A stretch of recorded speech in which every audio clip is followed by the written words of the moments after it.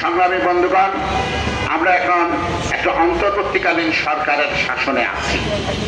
2024 সালের 5 আগস্ট একটি গণ অভ্যুত্থানের মাধ্যমে একটি ফ্যাসিবাদী শাসন তার অবসান ঘটেছিল।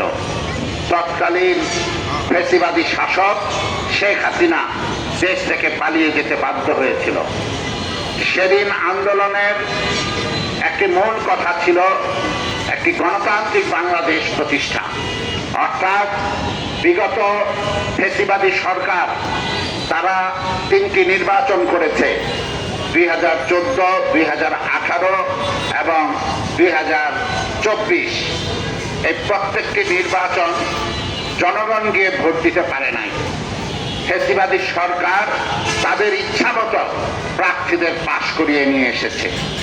ফলে মানুষের প্রত্যাশা ছিল এই অগণতান্ত্রিক সরকার, এই স্বৈরাচারী সরকারের পতন ঘটিয়ে একটি গণতান্ত্রিক ব্যবস্থা প্রতিষ্ঠা করা, একটি বৈষম্যমুক্ত বাংলাদেশ প্রতিষ্ঠা করা। তারই ভিত্তিতে 8 আগস্ট গণ অভ্যুত্থানের 3 দিন পরে অন্তর্বর্তীকালীন সরকার গঠন হয় এবং এই সরকারের প্রধান দায়িত্ব ছিল যারা বিগত ফ্যাসিবাদী শাসনের সময় গণহত্যা সংগঠিত করেছে তাদের বিচার কাজ সম্পন্ন করা। এই সরকারের অন্যতম প্রধান দায়িত্ব ছিল দেশে গণতান্ত্রিক ব্যবস্থা প্রবর্তনের জন্য একটা যথাযথ উদ্যোগ গ্রহণ করা, তার ভিত্তিভূমি রচনা করা এবং একটি সুষ্ঠু, অবাধ, নিরপেক্ষ নির্বাচনের ব্যবস্থা করা। ফলে এই সরকারের প্রথম থেকেই আমরা বাম গণতান্ত্রিক জোট এই বিষয়গুলি কেন্দ্র করে কথা বলেছি এবং আমরা বলেছি অতি সত্বর একটি নির্বাচন দিয়ে এই সরকারের ফিরে যাওয়া দরকার এবং একটা জনগণের প্রতিনিধিত্বশীল সরকার প্রতিষ্ঠা হওয়া দরকার।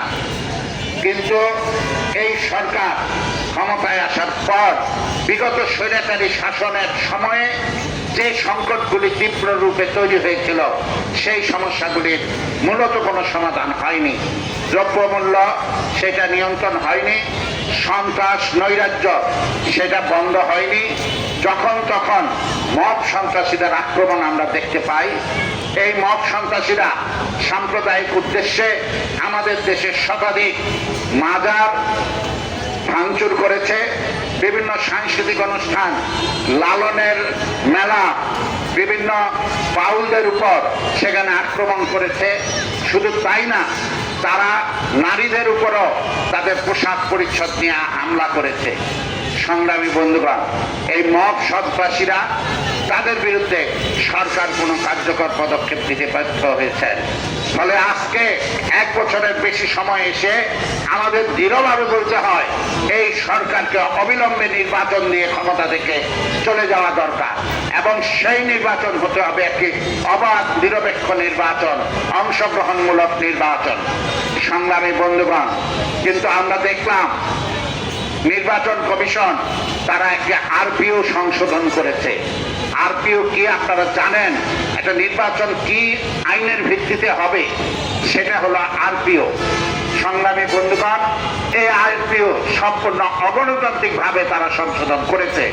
কারণ এই অন্তর্বর্তীকালীন সরকার তাদের সময়ে যখন আরপিও হচ্ছে তখন উচিত ছিল বিভিন্ন রাজনৈতিক দলের সাথে আলোচনা করা, বিশেষজ্ঞদের সাথে আলোচনা করা, তার ভিত্তিতে একটি আরপিও সেখানে সংশোধন করা।